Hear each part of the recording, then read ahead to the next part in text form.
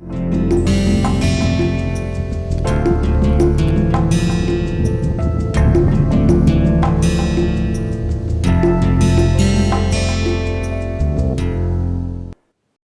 back, students. So today's topic for this lecture is Mohr circle.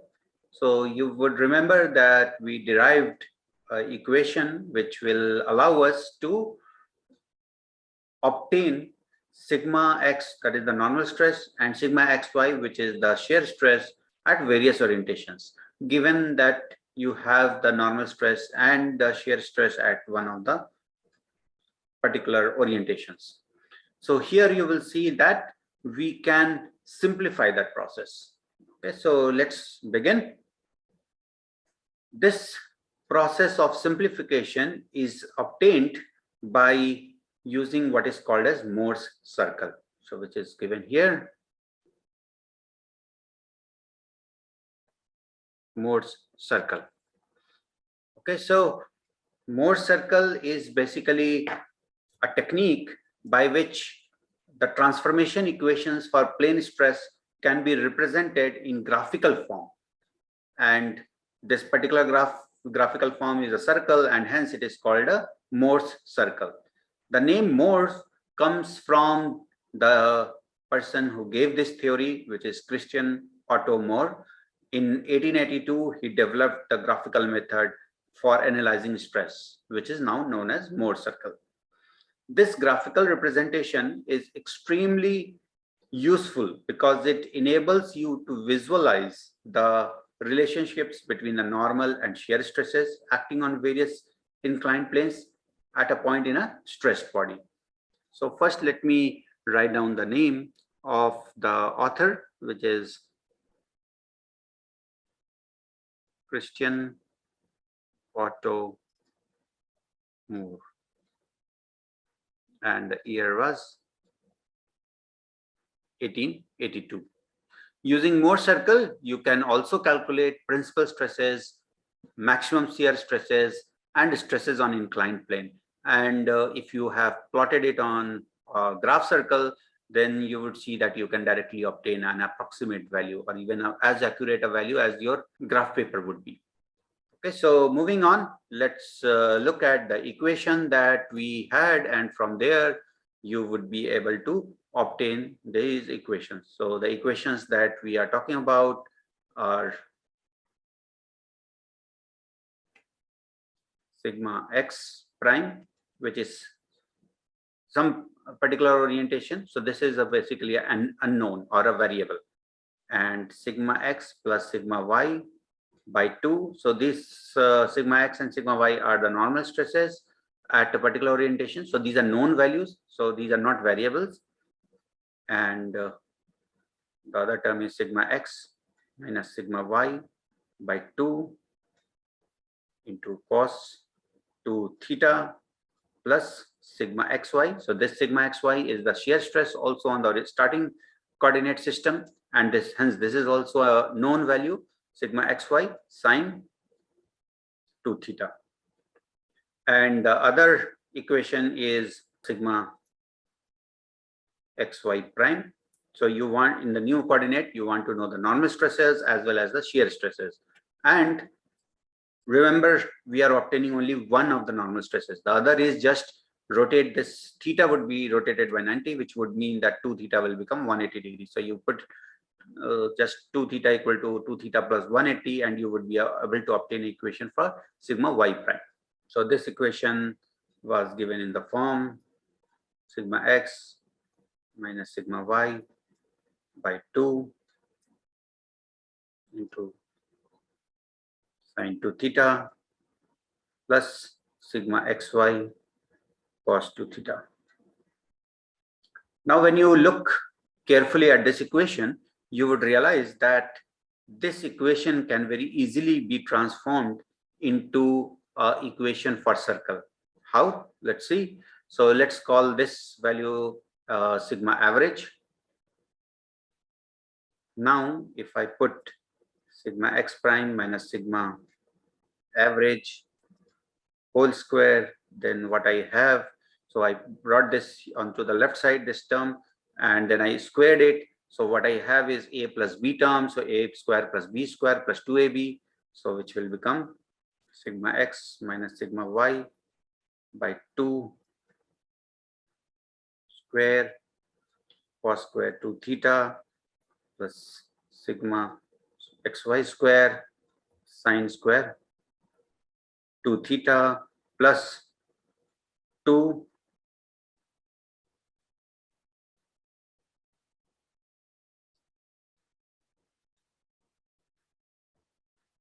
sigma xy sine 2 theta. So this is the first equation when I have brought this term to the left side and squared it. Now I will take the second equation and I will directly square the term, which is sigma xy prime. So this is again a minus b, a little bit different, not exactly the same a and b, a little bit different, but you would see that there is so much symmetry that some of the terms would get cancelled. So this is a minus b, this is a, and this is, let's call it b. So a minus b whole square. So this becomes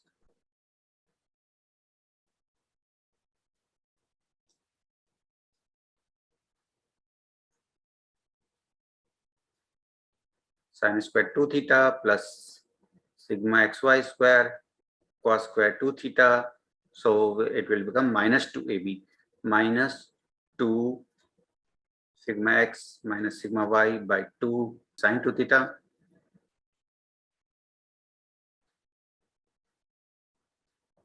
times sigma xy cos 2 theta. Okay, now I will add these two relations, and what I get is on the left hand side I have sigma x prime, this is an unknown, sigma average, this is a known quantity, square plus sigma xy prime square is equal to, now if you look at this term and this term, these are same terms, but the one is cos square 2 theta and another is sin square 2 theta. So when I add it, it becomes 1 cos square theta sin square theta if I take this common. So this is sigma x minus sigma y by 2 whole square. Now similarly, this one sigma xy square sin square theta, sigma xy square cos square theta. When I add it, it becomes sigma xy square. Now look at these two terms. These two terms actually get cancelled out because this is exactly same as this, but the signs are different. So the overall equation translates to this equation. Now over here, if you look, this is a unknown. This is something that you want to know, the x-axis stresses and the normal stresses at particular orientation, and this is shear stresses at any particular orientation, and these are known values.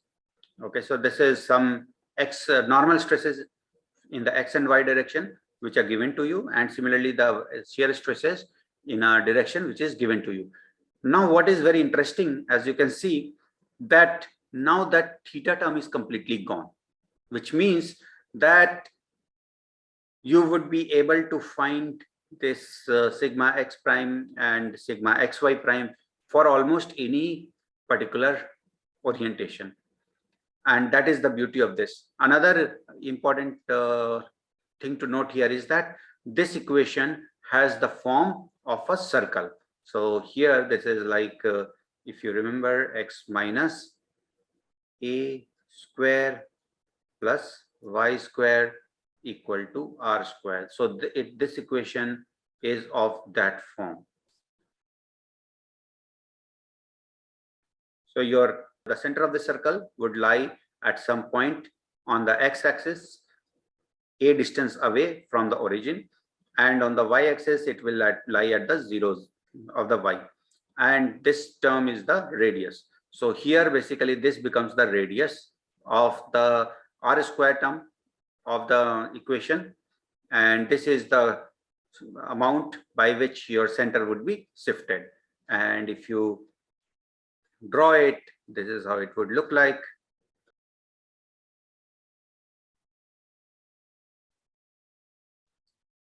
So this is your circle, and right now let's not worry about whether what is the end points and whether it intersects the axis or not. I'm just trying to show you that the Mohr circle is like this. On the what we know right now is that on the x-axis you have the sigma x, actually it is sigma x prime, and on the y-axis you have sigma xy prime. So this circle has x as the normal stresses and the y as the shear stresses. What's more, that we have already said that the circle center is shifted by a distance a. So this distance would be a, which was given by sigma average, and there will be a maximum stress, normal stress here. So because in the x-axis we have the normal stress, the maximum shear stress would be here because the shear stresses lie on the y-axis. So this would be your normal y-axis shear stress. So this gives you a glimpse of how easy it becomes to visualize the stresses and the transformation of the stresses when we put it in the form of a Mohr circle. So moving ahead, let's look at few more characteristics of the Mohr circle. So let me copy image which will help us understand this better. Okay, so here is our Mohr circle, and like we mentioned, on the x-axis you have the normal stress, and on the y-axis you have the shear stress.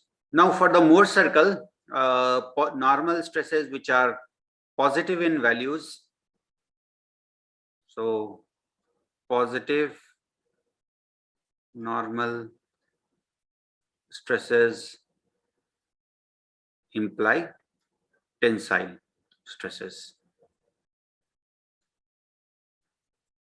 and the negative normal stresses imply compressive stresses.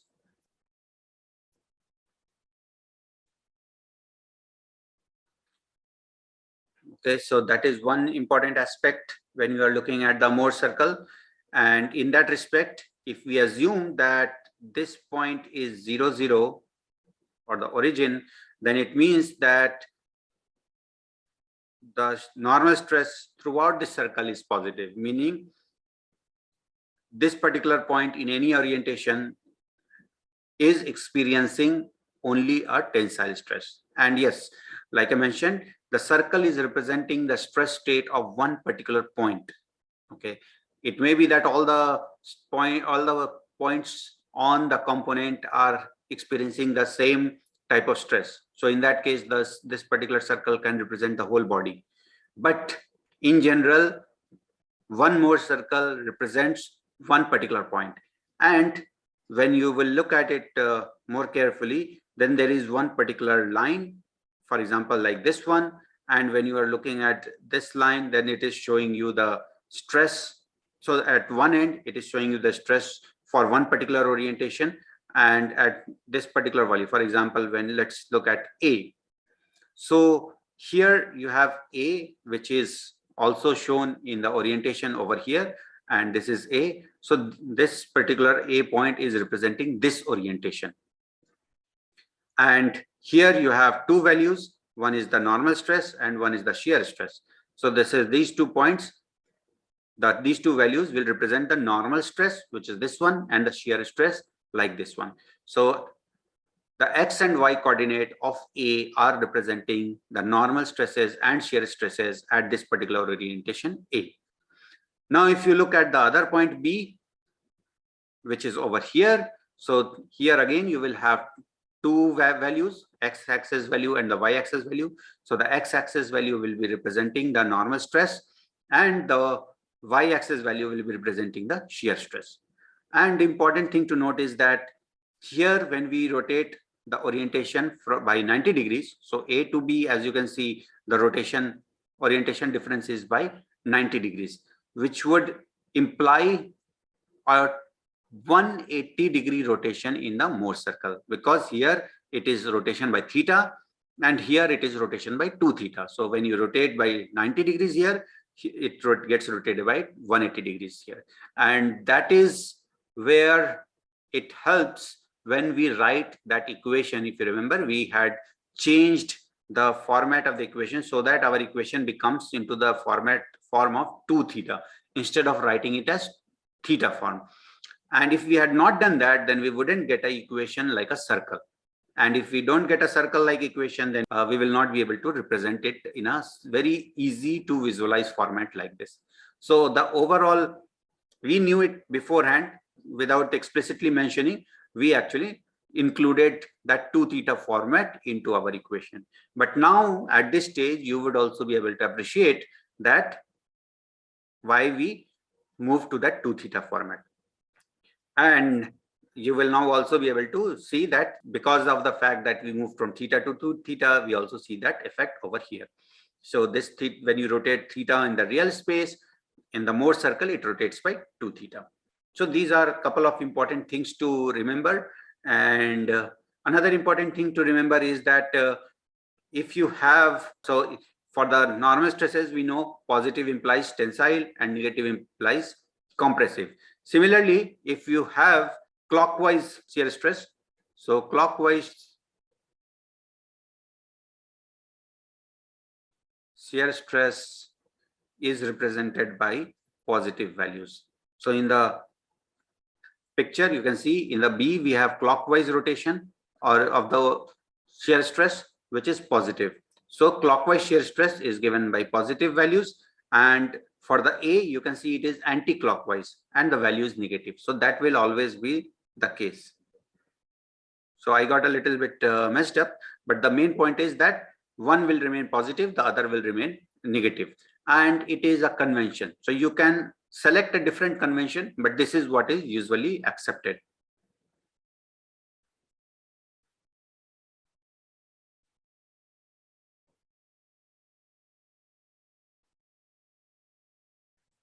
Okay, so these are two important aspects of the Mohr circle. Another important aspect is that we see that the Mohr circle center lies on the x-axis. So the question may arise in your mind that is it possible that we can have a Mohr circle away from the x-axis? And the answer is no. And it all boils down to this equation. So in this equation, you can see that the equation is of the form x minus a. Overall, it comes out like this: x minus a whole square plus y square equal to r square. So the center would always lie shifted away from the x origin on the x-axis by a distance a. There is no term over here in the y, which is as good as saying y minus 0. And therefore, this circle remains confined onto the x-axis. It cannot move out of the x-axis. So that is another important thing to keep in mind. Now that we have a little bit of understanding, let's try to draw the Mohr circle for the first example of a vertical bar which was loaded. So let's see how that would look like. So we had something like this, and it was loaded with force equal to W. And the first thing that you have to realize is that where are we drawing the Mohr circle on? So let's say we are drawing the Mohr circle at this particular point.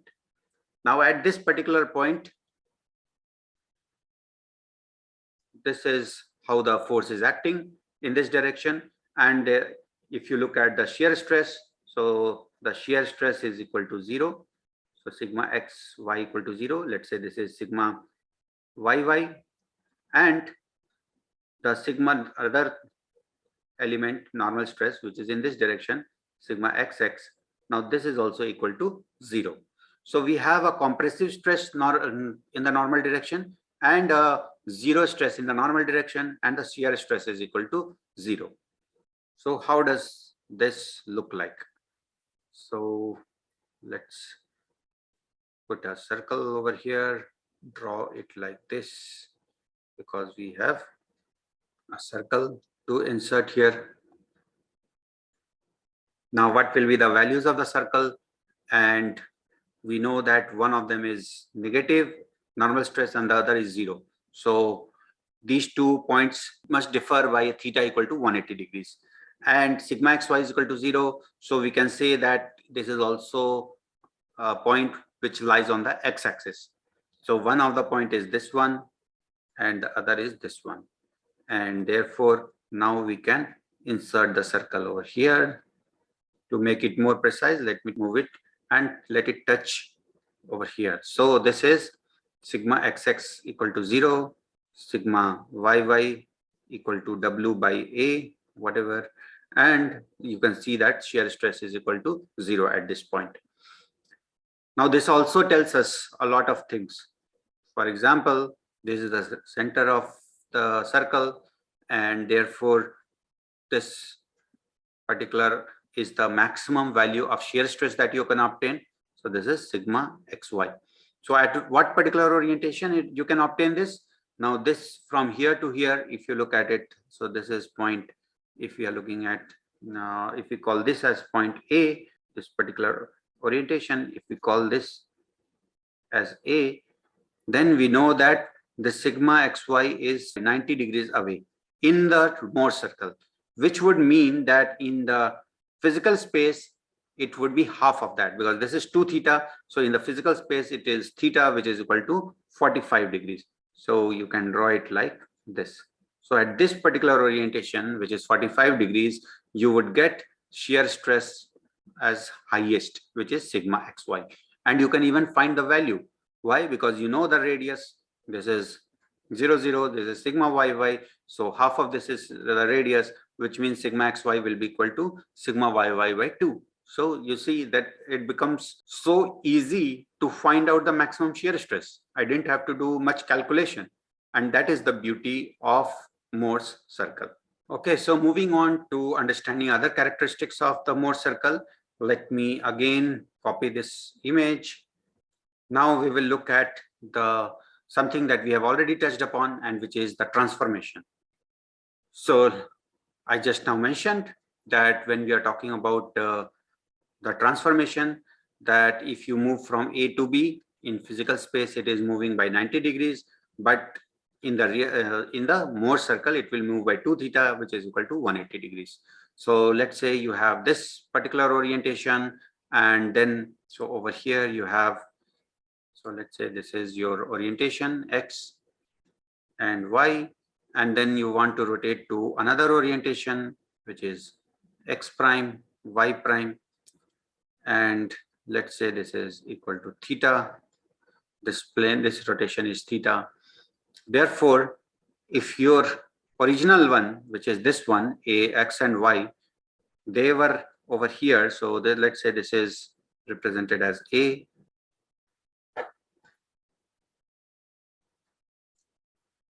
so somehow I'm not able to select the color, so I'll move on. And this is A, and this becomes my B. So that this is rotated by theta. So in here I will rotate by 2 theta. So this is theta is equal to 0. Here some theta value, which is actually equal to 2 theta away from this one. And here you will have the, in this direction it will be your x. Here you will get the y. And another important thing you would notice is that since x and y are 180 degrees apart on the Mohr circle, therefore the shear stress would always be negative for each other. So for this one, if this is the shear stress value, then for this one, this will be the shear stress value, and both of them are opposite of each other. This is something we already know, basically on the basis of the fact that these two shear stresses have to counterbalance. If they don't counterbalance, what will happen? It is equivalent to saying that this element will start to rotate.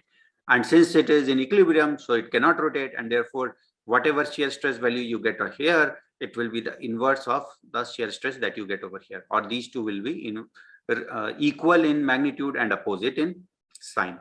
So this is another important aspect about Mohr circle. So you can get to know about the transformation very easily using this. And if you want to calculate the value of the radius, like I mentioned earlier, whatever value you have over here, so you take x plus y by 2, that will give you the center, and in the center you can calculate the half of this distance, that will give you the radius, and if you have the radius, then that is also equivalent to the maximum shear stress value. So you can get max. So we can get max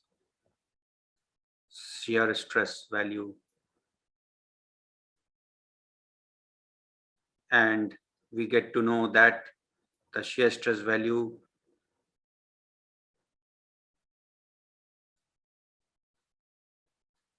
at 90-degree orientations, 90-degree planes are opposite in sign,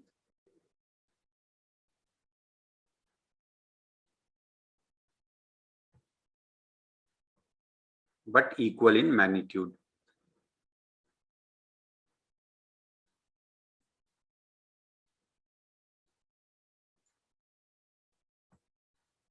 So this is another important aspect that we get to learn. Now another is still, I mean, this Mohr circle is so versatile. We will get a lot more information. So what is the other information that we can get? We talked about principal stresses.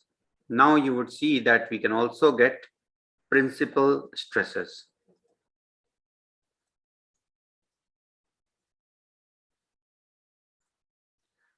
Remember what was the principal stresses? Principal stresses are basically the stress where no shear stresses are acting, and it is the highest value of the stresses. Now if you look at the normal of this circle, so each point, the value of the x-axis represents the stress at that particular point.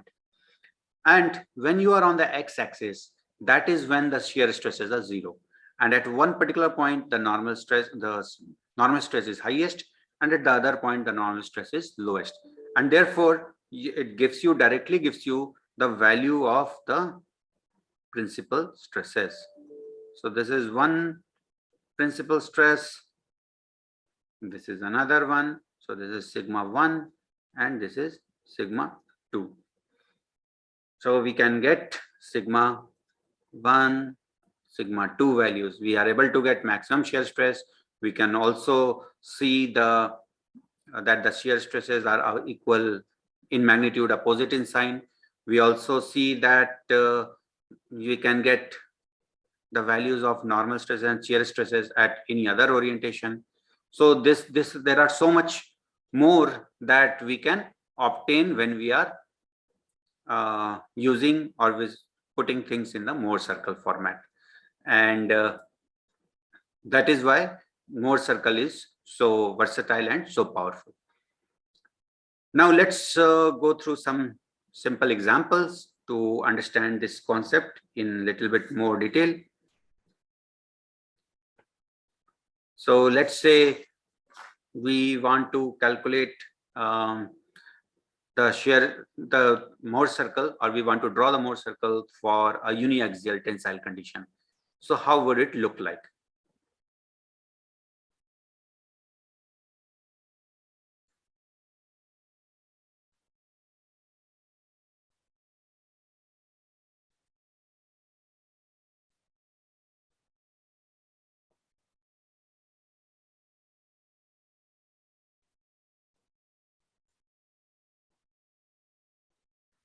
So the Mohr circle for uniaxial condition would not be very different from the one that we drew.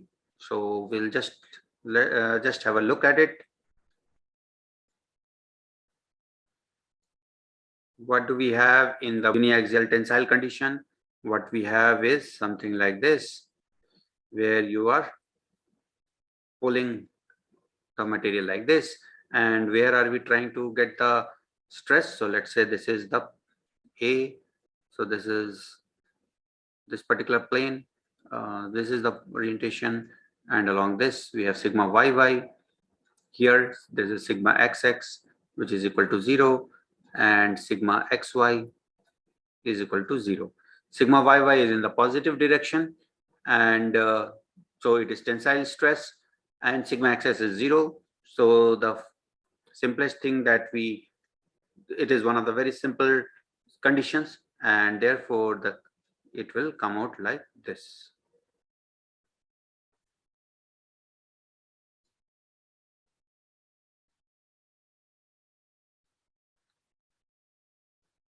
So this is your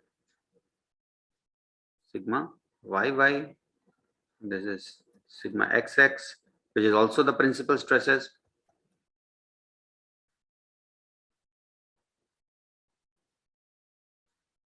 And this is also principal stress. And clearly sigma xy is equal to 0 at this particular point. And where do we get the maximum shear stress? So we get the maximum shear stress at this particular value, and this is oriented by 90 degrees in the Mohr circle, which would mean that it is oriented by theta equal to 45 degrees in this particular sample, or in this condition. So at the 45-degree condition, you get the maximum shear stress in a tensile loading condition. So what else can we, so what all did we obtain? We obtained one, the Mohr circle. We obtained what are the principal stresses. We obtained what is the maximum shear stress, which is equal to sigma yy by 2. And we obtained what is the particular orientation at which the shear stress is highest, and how is it oriented with respect to the normal stress. And yeah, one more thing, we know this is the maximum normal stress, this is the minimum normal stress, and this is rotated, this is 180-degree apart in the Mohr circle, which would mean that here it is 90 degrees apart, which we already knew. So this is 90 degrees apart. Okay, so the Mohr circle is consistent. That is again proved. So it has been, our examples show again and again that the Mohr circle is consistent and that it is very versatile. We can obtain a lot of data from this Mohr circle. Now let's look at some a little bit more complex example.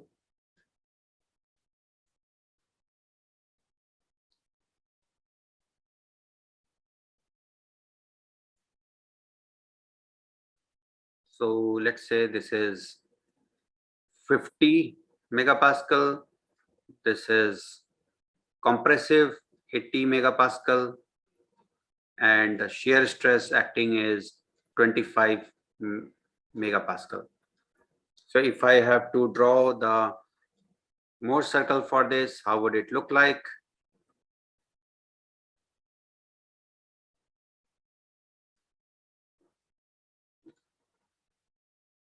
So one of them is negative minus 80 and one of them is positive. And there is also shear stress. If it is here, then it should also be here. And therefore, both of them have shear stresses acting. And therefore, none of them are the principal stresses. So the principal stress values would be higher than these. Now, let's draw it.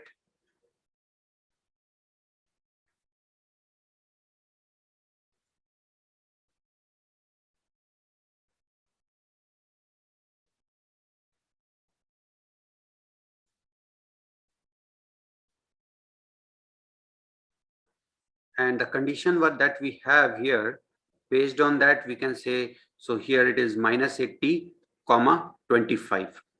So here it is in the clockwise direction, so it is positive, but this one is negative. So somewhere over here, we are talking about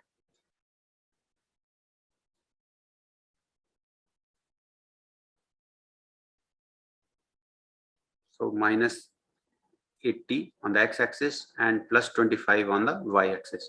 On the other hand, this is plus 50 on the x-axis and minus 25. So in terms of y-axis, it is symmetric, plus 50 comma minus 25. And like we know that these two must be diametrically opposite to each other. So although I have not drawn it very to the scale, but it should be clear that it is diametrically opposite to each other. Now, if it is diametrically opposite to each other, then we know that we can obtain the value of radius by using these two coordinates. So basically 2r is equal to square root, this is the total distance here is 130 and the total distance here is 50. So it should be equal to 130 square plus 50 square, which will be equal to 139.33, which means radius is equal to 69.645. Now, if this is the radius, how many things we can now obtain? One, first let's look at, so there will be a center over here, which will be between -80 to +50. And when we add the radius to this, we will get sigma 1. And from there, you can see that sigma 1 will be equal to 54.645. And the sigma 2 will be this point, which is the center point, minus this radius, which will be equal to -84.645. And the radius is actually, if you calculate, it will come out to 69. So yeah, 69.645. So this particular maximum shear stress value, sigma xy max, is equal to 69.645. And this point is also -69. The other way, actually, it will be sigma yx min.